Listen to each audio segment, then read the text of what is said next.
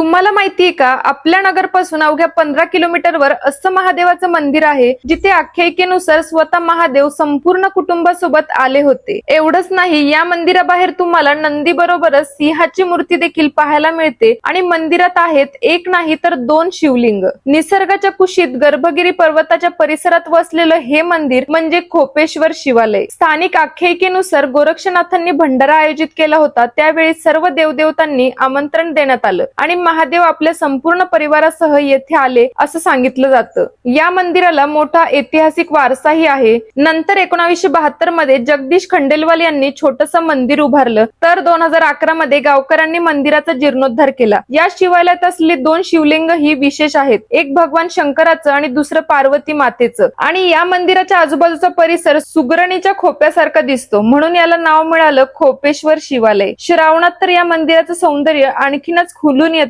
शांत वातावरण, हिरवागार निसर्ग आणि महादेवाचं दर्शन मन प्रसन्न झाल्याशिवाय राहत नाही। तुम्हालाही या मंदिराबद्दल आधी माहिती होतं का? कमेंट मध्ये नक्की सांगा आणि अशाच आपल्या खास ठिकाणांची माहिती मिळवण्यासाठी नक्की फॉलो करा।